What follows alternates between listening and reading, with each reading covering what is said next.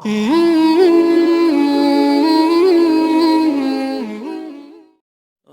میرے نبی نے فرمایا پہلی بار کسی کو دھوکہ نہ دینا. تجارت میں فراڈ ہی فراڈ ہے اور دیانت ہی دیانت ہے، دونوں چیزیں ہیں. ذمہ داری میں فراڈ ہو ہی نہیں سکتا. تو آپ نے فرمایا حفظ امانت، کبھی کسی کو دھوکہ نہ دینا. کہ نماز چھوڑنے پر آپ نے کہا اس نے کفر کیا جس نے نماز چھوڑی، لیکن دھوکہ دینے پر آپ نے کہا جس نے دھوکہ دیا میری امت سے نکل گیا، اس کو امت سے نکال دو. من غش فلیس منا، جس نے دھوکہ دیا میری امت سے نکل گیا.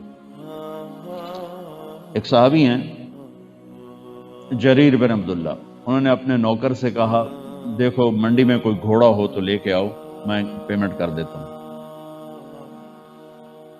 وہ منڈی گئے، 300 درہم کا گھوڑا خرید کے لائے. مالک نے 300 مانگے، اس نے ڈن کیا، کہا جی حضرت میں 300 میں لایا ہوں، پیمنٹ کر دیں. جریر بن عبداللہ شاہی خاندان کے تھے. شاہی خاندان کے لوگوں کا ایک وصف تھا کہ وہ گھوڑوں کی نسلوں کو انہیں سکھائی جاتی تھی. انہوں نے گھوڑوں کو دیکھا تو وہ مہنگا تھا، مالک کو پتہ ہی نہیں ہے کہ اب یہ گلاس میرا ہے، 10 روپے میں بیچوں چاہے میں نے 100 کا خریدا ہو تو قانوناً کوئی پکڑ نہیں ہے، کوئی گرفت نہیں ہے. 10 میں بیچوں 20 میں بیچوں، میں نے 100 کا خریدا ہے، آگے میں 10 میں بیچ رہا ہوں. وہ لینے والے کو بھی پتا ہے کہ یہ 90 گھڑا رہا ہے اور وہ لے لیتا ہے تو قانوناً کوئی گرفت نہیں. جیسے آپ لوگ مصیبت میں پھنسے کہ پراپرٹی کی قیمت کیسے گراتے ہو، حالانکہ وہ بڑھانی چاہیے. میں صبح ایسے سیر کے لیے نکلا، ماڈل ٹاؤن ٹھہرا ہوا تھا، تو ایک گھر سے قریب سے کوئی 4 کنال کا گھر تھا. تو وہ جو میرے ساتھ واک کر رہا تھا وہ پراپرٹی ڈیلر تھا کہ مولانا صاحب یہ گھر 24 کروڑ کا ہے اور اس کی قیمت لگ رہی ہے 16 کروڑ، چونکہ بیچنے والا پھنس گیا ہے، وہ گھاٹا پڑا ہے، وہ گھر بیچنا چاہتا ہے. تو سب کو پتا ہے کہ یہ اس طرح پھنسا ہوا ہے، اس نے بیچنا ہی بیچنا ہے، تو اس کی قیمت 16 لگا رہا ہے. میں نے کہا اگر میرے پاس پیسے ہوتے میں اس کی قیمت 30 کروڑ لگاتا کہ 24 کروڑ میں اس کے قرضے اترتے اور 6 کروڑ سے آگے اپنا وہ کام شروع کرتا. لعنت ہے ان انسانوں پر جو لوگوں کی مجبوریوں سے یوں فائدہ اٹھاتے. وہ کہنے لگے جی آپ یہ بات کر رہے ہو، ابھی کل کی بات ہے، ایک اربوں پتی پارٹی میرے ساتھ کنیکٹڈ ہے، وہ مجھے فون کر کے پوچھ رہے کوئی مرغا تو نہیں پھنسا، کوئی مرغا تو نہیں پھنسا. مرغا پھنسنے کا کیا مطلب ہے کہ کوئی ایسے بیچارہ نقصان اٹھا کے پراپرٹی بیچنا چاہتا ہو تو کوئی ایسا آدمی تو نہیں پھنسا. یہ ہمارے تاجروں کا حال ہے. حالانکہ اس وقت اس کو زیادہ کر کے دینا چاہیے تاکہ وہ اپنے مصیبت سے بھی نکلے اور آگے اپنی روٹی کا بھی دوبارہ کام کر سکے. لیکن آپ دیکھ لو کراچی سے لے کر پشاور تک سب مرغے دیکھ رہے ہیں، انسان نہیں ہے.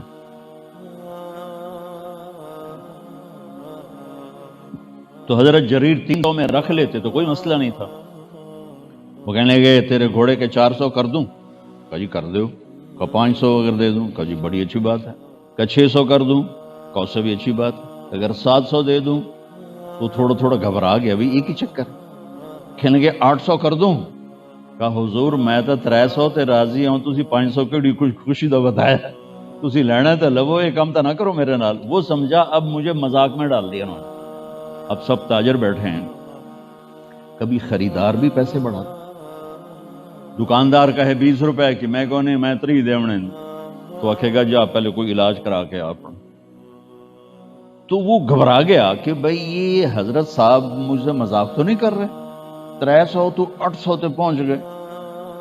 وہ کہنے کا حضور آپ نے کوئی لینے والی بات کرو یا مذاق تو نہ کرو. تو آپ نے فرمایا بھائی 800 دے دو، گھوڑا باندھ دو. وہ تو پنجے گھیو تے سر کڑائی الگ گل ہو گئی. وہ جب چلا گیا تو نوکر نے پوچھا حضرت میں نے جو 300 میں ڈن کر دیا تھا تو 500 کس خوشی میں بڑھایا؟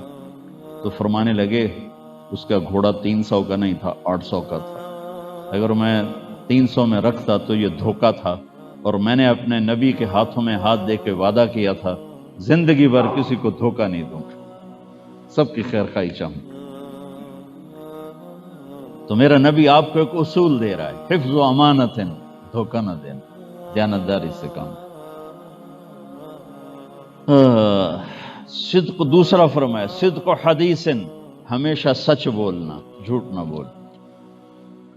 میرے نبی نے فرمایا، عجیب بات حدیث، میرے نبی نے فرمایا میرا امتی مرد عورت بشر ہے، انسان ہے، سب سے گناہ ہو سکتا ہے اور بڑے سے بڑا گناہ ہو سکتا ہے، لیکن 2 گناہ کی میں توقع نہیں رکھتا۔ سنو اپنے نبی کی امید دیکھو، آپ نے فرمایا مجھے امید ہے میرا امتی 2 گناہ نہیں کرے گا، باقی جو مرضی کرے 2 نہیں کرے گا، ایک جھوٹ کبھی نہیں بولے گا، ایک دھوکہ کبھی نہیں دے گا۔